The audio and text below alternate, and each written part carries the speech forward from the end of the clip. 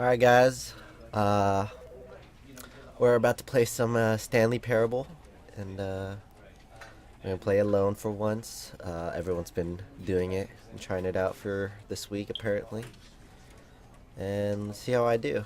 Hopefully this turns out well. Alright, let's go. This is the story of a man named Stanley.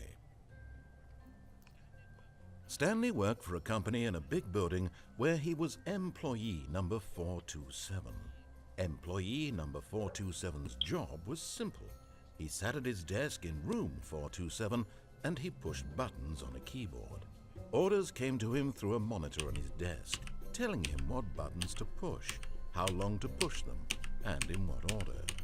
This is what employee 427 did every day of every month of every year.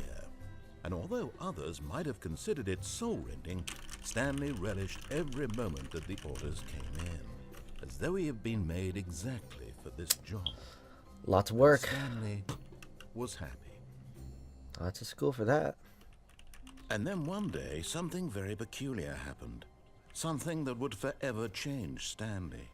Something he would never quite forget. He had been at his desk for nearly an hour when he realized that not one single order had arrived on the monitor for him to follow. No one had showed up to give him instructions, call a meeting, or even say hi. Never in all his years at the company had this happened, this complete isolation. Ooh. Something was very clearly wrong. Shocked, frozen solid, Stanley found himself unable to move for the longest time. But as he came to his wits and regained his senses, he got up from his desk and stepped out of his office. See, I don't get this. I would love it if I had nothing to do at work. I would just sleep all day. Alright, let's see. How wonderful. Stanley was alone. Finally.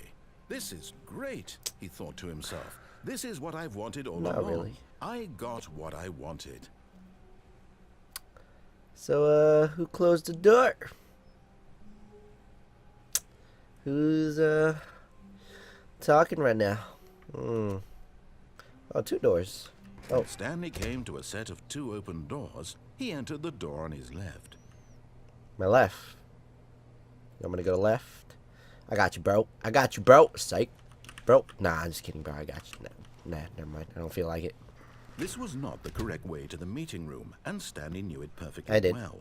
Perhaps he wanted to stop by the employee lounge first, just to admire it. Yeah. That's the reason. This place is kind of scary. Ah, yes, truly a room worth admiring.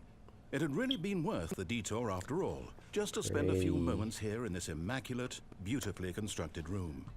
Stanley simply stood here, drinking it all in. Drinking? So, you want me to get some soda?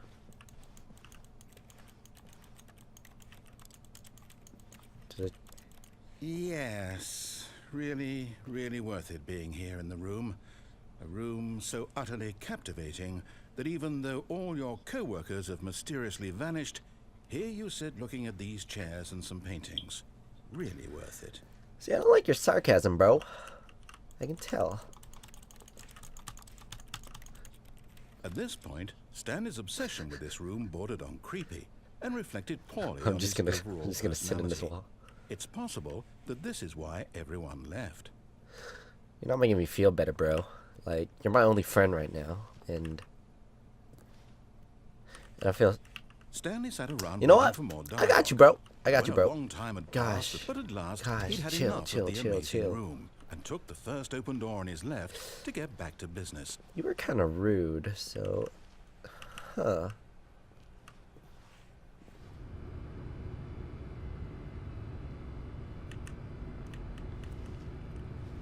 It's making a really creepy sound over there.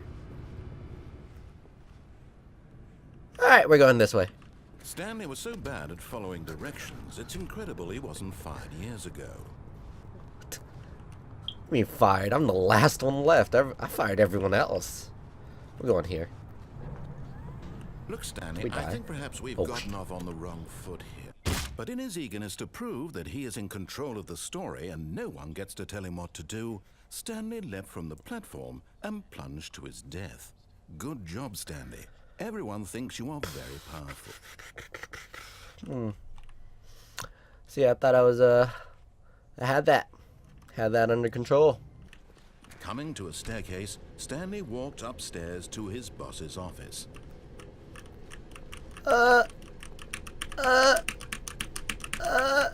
Yeah, I kind of want to see the boss's office. Executive bathroom. Oh. Stepping into his manager's office, Stanley was once again stunned to discover not an indication of any human life. Shocked, unraveled, Stanley wondered in disbelief who orchestrated this. What dark secret was being held from him? What he could not have known was that the keypad behind the boss's desk guarded the terrible truth that his boss had been keeping from him. And so the boss had assigned it an extra secret PIN number, 2845. But of course, Stanley couldn't possibly have known this. I forgot. But I am the captain now. 000. 2845. 707. Stanley simply began entering random codes into the keypad, knowing full well the sheer statistical unlikelihood that this would ever result in a correct combination. It forgot, but it turns out 420. that the panel's emergency override kicked in, and the door just opened all by Wait. itself. And Stanley got the hell along with the story. Well, whoop. Thanks, bro. Thanks, bro. But I had it, you know, bro. I remembered. I got you. I was close enough. Whoa. Whoa. Just noticed this. Whoa. Are we in a movie? Stanley walked straight ahead through the large door that read Mind Control Facility. I did. Yeah, see, that looks more helpful. Escape. Whoa. Looks scarier. Endless corridor. Mind control. Endless corridor. Mind control. Let's go with mind control. I got this. The lights rose on an enormous room packed with television screens. What horrible secret did this place hold? Now the numbers that's jumped bright. to life, their true nature That's bright. revealed. Each bore the number of an employee in the building, Stanley's co-workers. The lives of so many individuals error? reduced to images on a screen, and Stanley, one of them, eternally monitored in this place where freedom meant nothing. Kind of creepy, bro. Stalking much. What's that button do? This mind control facility, it was too horrible to believe. It couldn't be Fired. true. Had Fired. Stanley really been under someone's control all this The room time? for Was this the only reason he was happy with his boring job? That his 27. emotions had been manipulated to accept it blindly? No. He refused Yeah. to believe it. He couldn't accept it. His own life Is it in pirate? someone else's control? Never. Pirate. It was unthinkable, wasn't it? Was it even possible? Had he truly spent his entire life utterly blind to the world? That's hypnotizing. But here was the proof. The heart of the operation. Controls labeled with emotions. Happy, or sad, or content. Walking, eating, working. All of it monitored and commanded from this very place. And as the cold reality of his past began to sink in, Stanley decided that this machinery would never again exert its terrible power over another human life. For he would dismantle the controls once and for Of course I will. Now, how do you do that? See, I would love to watch a movie in this place. What does that say? I can't read. This is a really big screen for a power room. Seems wasteful. And when at last he found the source of the room's power, he knew it was his duty, his obligation, to put an end to this horrible place and to everything it stood for. Oh, Stanley, you didn't just activate the controls, did you?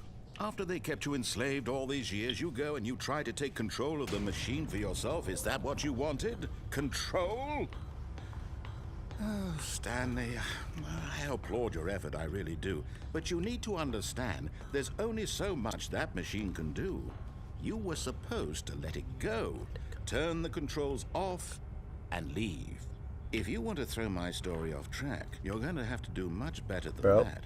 I'm afraid you don't have nearly the power you think you do. For example, and I believe you'll find this pertinent, Stanley suddenly realized he had just initiated the network's emergency detonation system.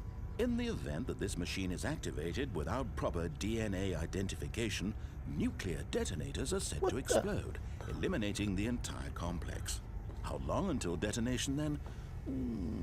Let's say, 2 minutes. Ah, now this is making things a little more fun, isn't it, Stanley? It's your time to shine. You are the star. It's your story now. Shape it to your heart's desires. Oh, this is much better than what I had in mind. What a shame we have so little time left to enjoy it. Mere moments until the bomb goes off. But what precious moments each one of them is. More time to talk about you, about me, where we're going. What all this means, I barely know where to start.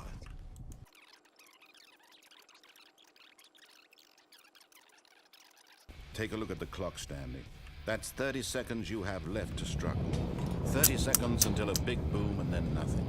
No ending here, just you being blown to pieces. Will you cling desperately to your frail life, or will you let it go peacefully? Another choice. Make it count, or don't. It's all the same to me, all a part of the joke. And believe me, I will be laughing at every second of your inevitable life from the moment we fade in until the moment I say, happily ever after.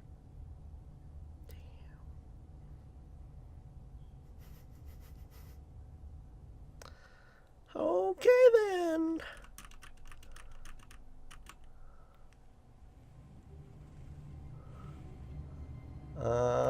Maybe we should follow his orders.